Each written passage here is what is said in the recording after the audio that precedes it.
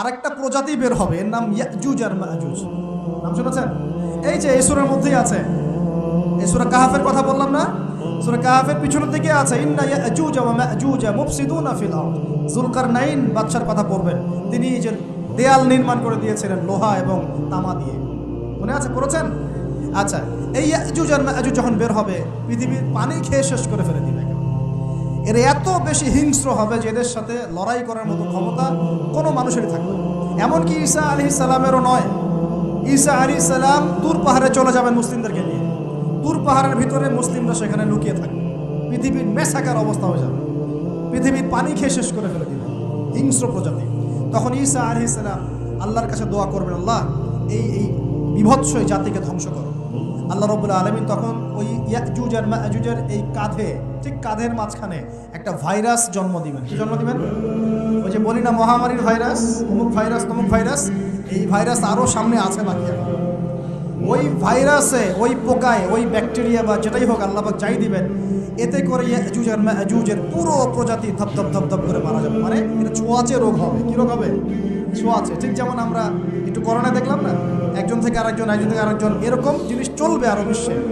আর এখনকার নতুন রিসার্চ হচ্ছে ওই সাইবেরিয়া অঞ্চলের যে বরফগুলো আছে না, ওর নিচে এই 1 লাখ বছর, 1.5 লাখ বছর, 2 লাখ বছর আগের ভাইরাসগুলো নতুন করে জায়গা শুরু করেছে। হ্যাঁ, এগুলো বিজ্ঞানীরা বলছেন যে এগুলো আবার কোন দিন জানি পৃথিবীতে আত্মপ্রকাশ করা শুরু করবে। সব কিছুই ঘটবে। বিশ্বটার খুব রহস্য আছে, বিশ্বটার অনেক রহস্য আছে। আল্লাহ পাক এগুলো খেলার ছলে সৃষ্টি করেন নাই, পরীক্ষা। ইয়াবলুয়াকুম আইয়ুকুম আহসানু আমালা, আল্লাহ পাক বলেছেন। এরপরে ইয়াজুজ আর মাজুজের সব প্রজাতি মারা যাবে। নবীজি বলছেন জমিনে কোনো জায়গায় ফাঁকা থাকবে না, সমস্ত জায়গাতেই ওদের দেহ পড়ে থাকবে। আল্লাহু আকবার। এরপরে ঈসা আলাইহিস সালাম আল্লাহকে বলবেন, আল্লাহ জমিনটাকে পবিত্র করে দাও। আল্লাহ পাক কি করবেন জানেন? বড় বড় নখরওয়ালা, বড় বড় নখ আছে, নখ দেখেছেন? বড় বড় নখওয়ালা একটা স্পেশাল প্রজাতির পাখি আল্লাহ পাঠাবেন। পাখি, এটা কোন পাখি, কি নাম আমরা জানি না, মহাবিশ্বের কোন জায়গা থেকে আসবে তাও জানি না, পৃথিবীতে আসে কিনা তাও জানি না, আল্লাহ পাঠাবেন। আবাবিল, তয়রন আবাবিল যখন আল্লাহ পাখি পাঠিয়েছিলেন না, ও আরসালা আলাইহিম তয়রন আবাবিল। আসলে ওই পাখির নাম কিন্তু আবাবিল না, আবাবিল মানে হচ্ছে ঝাঁকে ঝাঁকে। ওই পাখি কি আর দেখা গেছে? ওই রকম করে পাথর কেউ নিক্ষেপ করেছে? আর ঠিক এরকম করে এই এক শ্রেণীর পাখি আল্লাহ পাঠাবেন যাদের নখগুলো খুব বড় বড় হবে, বিশাল বিশাল নখ। এই নখগুলো দিয়ে তারা দেহগুলোকে উঠাবে, উঠিয়ে নিয়ে কোথায় যে ফেলে দিবে আল্লাহ ভাববে। সুবহানাল্লাহ, আল্লাহু আকবার। আল্লাহ পাক বিশ্বে কত কি বাকি রেখেছেন। এরপরে আল্লাহ পাক কি করবেন জানেন? আল্লাহ পাক বৃষ্টি বর্ষণ করবেন। এত বেশি বৃষ্টি হবে, এত বৃষ্টি হবে, জমিন ধুয়ে পরিষ্কার হবে। হাদিসে আসছে জমিন একদম চকচক করবে, জমিনটা পরিষ্কার হয়ে চকচক করতে পারে। এরপরে কারণ ওই ভাইরাস তো ধুইতে হবে না, ভাইরাসকে ধুয়ে সাফ করতে হবে।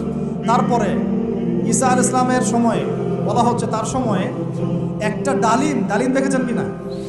আনার ডালিম, এই ডালিমের যে খোসা হয় না, এই ডালিমের খোসার নিচে একটা পুরো পরিবার আশ্রয় নিতে পারবে। কি বুঝলেন? এত বড় বড় ফল হবে, এত বরকত হবে জমিনের মধ্যে। কখন বরকত হয়? যখন একটা জনপদের অধিবাসীরা আল্লাহর সামনে আত্মসমর্পণ করে, তখন আল্লাহ বরকত দেন। আমরা কি আত্মসমর্পণ করছি? এই জন্যই তো অর্থনৈতিক মন্দা চলছে। এমনি নাকি সুদ খাচ্ছেন, দিব্যি ঘুষ খাচ্ছেন, দুর্নীতি করছেন, জেনা করছেন, মানুষের সম্পদ আত্মসাৎ করছেন, মাপে কম দিচ্ছেন, আবার নামাজও পড়ছেন, মাশাআল্লাহ। তো বরকত কোত্থেকে আসবে? বরকত কখন আসে? যখন একটা কওম আল্লাহর সামনে সম্পূর্ণ আত্মসমর্পণ। একটা ডালিম হবে, এটা রূপকথা নয়, এগুলো গাল গল্প বলছি না। এই প্রতিটা কথা আল্লাহ পাকের ওহী থেকে আসছে, এর একটা কথা মিথ্যা হবে না ইনশাআল্লাহ। তা বিশ্ববাসীরা দেখবে একটা ডালিমের নিচে একটা পরিবার আশ্রয় নিতে পারবে। এত স্পেসিফিকলি বলা হয়েছে হাদিসগুলোতে। নবী সাল্লাল্লাহু আলাইহি ওয়াসাল্লাম বলেছেন যে 10 জন ঘোড়সওয়ার, কয়জন ঘোড়সওয়ার? 10 জন ঘোড়সওয়ার বের হবে ইমাম মাহদির সময়, যারা খোঁজ নিতে যাবে যে দেখি দাজ্জাল বের হয়েছে কিনা। ঘোড়ায় করে খোঁজ নিতে যাবে, দেখি দাজ্জাল বের হয়েছে কিনা। ওই 10, নবীজি বলছেন আমি ওই 10 জনের নামও জানি, ওদের বাবার নামও জানি। এত স্পেসিফিক জ্ঞান দেওয়া হয়েছে আল্লাহর পক্ষ থেকে নবী সাল্লাল্লাহু আলাইহি ওয়াসাল্লামকে। তার হাদিস থেকে বলছি, ডালিমের নিচে পরিবার আশ্রয় নিতে পারে। তো অনেকে হয়তো হাসবে, কি বলে, উল্টা পাল্টা করে, তাই না? নাস্তিকরা মনে করতে পারে যে হাসবে, আরে হাহারি একটি রেখে দেবে। এখন মানুষ ফেসবুকের মতো চিন্তা করে, ফেসবুকের মতো হাসে, ফেসবুকের মতো কাঁদে। মানুষ এখন রোবোটিক হয়ে গেছে, ঠিক আছে? আচ্ছা, তো এরপর কি? এরপরে বরকতের এই সময়টা শেষ হয়ে যাবে কখন? যখন মানুষ আবার সেই জেনা, পাপ, শিরিক, কুফর এগুলোতে লিপ্ত হবে। আল্লাহ রাসূল বলছেন এমন একটা মানুষও বাকি থাকবে না, একটা মানুষও না যে খালি লা ইলাহা ইল্লাল্লাহ কালিমাটা পড়তে জানে, এমন একটা মানুষও বাকি থাকবে না। বলেন নাউযুবিল্লাহ। ওরা হবে এই পৃথিবীর সবচেয়ে নিকৃষ্ট মানুষ। ওদের চেয়ে নিকৃষ্ট কোনো মানুষ এই পৃথিবীতে হবে। এখনো কি এরকম সময় আসে নাই? এখন কি লা ইলাহা ইল্লাল্লাহ আছে না? পূর্ণাঙ্গ প্রয়োগটা নাই, কিন্তু কালিমা তো আছে কি না? তখন নবীজি বলছেন এমন একটা যুগ আসবে যে লা ইলাহা ইল্লাল্লাহ বলার মতো একটা মানুষ খুঁজে পাওয়া যাবে না, আর মানুষ রাস্তাঘাটে কুকুরের মতো জেনা করবে। রাস্তাঘাটে কুকুর যেমন সঙ্গম করে না রাস্তাঘাটে, ওই রকম করে মানুষ রাস্তাঘাটে জেনা করবে। ওই সময়ে আল্লাহ রাব্বুল আলামিন পশ্চিম দিক থেকে সূর্য উঠাবে। কোন দিক থেকে? সূর্য সত্যি পশ্চিম দিকে উঠবে। পৃথিবী একদিকে ঘুরছে না এখন, কে জানে আল্লাহ পাক পৃথিবীর ঘূর্ণন থামিয়ে উল্টা দিকে ঘোরাতে পারেন না? অবশ্যই পারেন। আল্লাহ পাকের জন্য এটা খালি বলা কুন ফায়াকুন, হয়ে যাবে। পুরো বিশ্বের বড় বড় ডিপার্টমেন্টগুলো কারা নিয়ন্ত্রণ করছে? আমরা নিয়ন্ত্রণ করছি? জি না। এমনকি খ্রিস্টানরাও নিয়ন্ত্রণ করছে না, বরং ওরাই নিয়ন্ত্রণ করছে। আপনাকে গভীরে ঢুকতে হবে তো। তার মানে সে আত্মপ্রকাশ না করলেও তার অনুসারীরা তো মাশাআল্লাহ শক্তিশালী হয়ে গেছে কিনা? তার মানে সময় কাছে না দূরে? কাছে। এটা বোঝার জন্য কি ভবিষ্যৎবাণী করা লাগে, গণক হওয়া লাগে, জ্যোতিষী হওয়া লাগে? এটা বোঝার জন্য কোরআন সুন্নাহর সাথে শেষ জামানা স্টাডি করলেই হয়। Economics, world affairs, history study করলেই বুঝতে পারেন, হৃদয়ের চোখ খুলে যাবে ইনশাআল্লাহ। আল্লাহ পাক বোঝার তৌফিক দান করুন। এখন সে বের হয়ে বিশ্বটাকে শাসন করবে ঠিক, কিন্তু তার সাথে লড়াই করার ক্ষমতা ওই সময় মুসলিমদের থাকবে না। তখন আল্লাহ পাক পাঠাবেন ওই যে সত্যিকারের মাসিহ ঈসা আলাইহিস সালাম। তাকে পাঠাবেন, তিনি নামবেন সিরিয়ায়। কোন দেশে? সিরিয়ার দামেস্কে তিনি নামবেন দুজন ফেরেশতার কাঁধে ভর দিয়ে। তখন তার চুলগুলো দিয়ে টপ টপ করে মুক্তার মতো পানি ঝরতে থাকবে, এমনটা হাদিসে বলা হয়েছে। সুবহানাল্লাহ, এত স্পেসিফিকলি হাদিসে বলা হয়েছে এটা হবে, এইটা হবে, ওইটা হবে, একদম স্পেসিফিক। তারপরে ঈসা আলাইহিস সালাম তিনি যখন ওই মুসলিমদেরকে পেয়ে যাবেন, তাকে ইমামতি করতে বলা হবে। ঈসা আলাইহিস সালাম বলবেন না, আমি ইমামতি করতে পারবো। ইমামতি এই উম্মতের জন্যই করা হয়েছে। আমাদের ইমাম ইমামতি করবেন, তিনি পিছনে মুক্তাদি হবেন। একজন নবী মুক্তাদি হবেন আর ইমাম ইমামতি করবেন। চিন্তা করতে পারেন? এরপর নামাজ শেষ হওয়ার পরে বলবেন তিনি দরজা খুলে দাও, দরজা খুলে দাও। এটার ব্যাখ্যা আমার কাছে মনে হয় হয়তোবা তখন অবরোধ থাকবে, অবরোধটাকে তিনি ভেঙে দিতে বলবেন হয়তোবা, আল্লাহ ভালো জানেন। দরজা খুলে দাও এর ব্যাখ্যা কি হতে পারে? কিসের দরজা খুলে, কিসের বাঁধন খুলে? নিশ্চয় একটা বাঁধনে মুসলিমদেরকে বেঁধে ফেলা হবে। তিনি ওটার বিরুদ্ধে মুসলিমদেরকে ঝাঁপিয়ে পড়তে হবে। তখন দাজ্জালের সাথে দেখা হবে। কোন দাজ্জাল? সত্যিকারের দাজ্জালের সাথে ঈসা আলাইহিস সালামের দেখা হবে। এবং ঈসা আলাইহিস সালামকে দেখা মাত্রই দাজ্জাল গলতে শুরু করবে। কি করবে?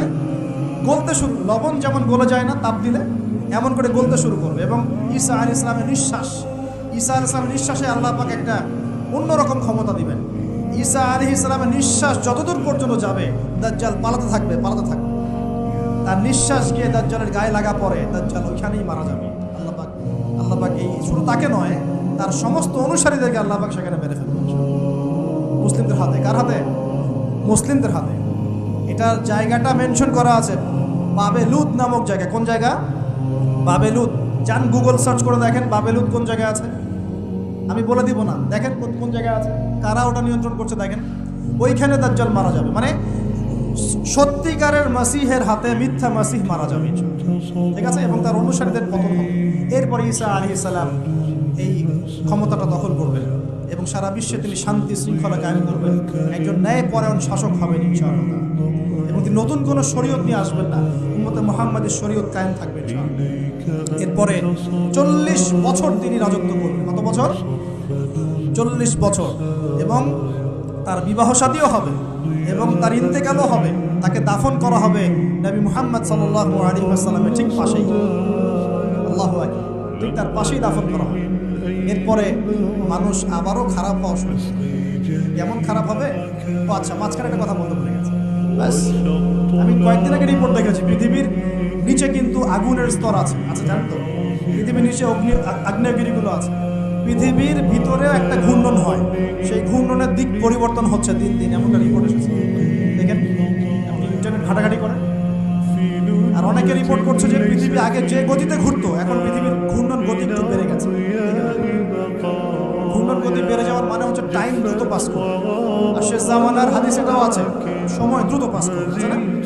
এটা হাদিস আছে।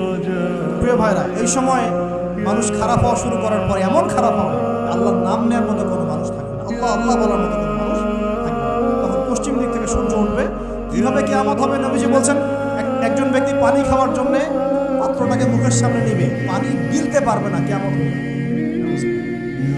إذا وقعت الواقعة ليس لوقعتها كاذبة القارعة ما القارعة وما أدراك ما القارعة আছে না?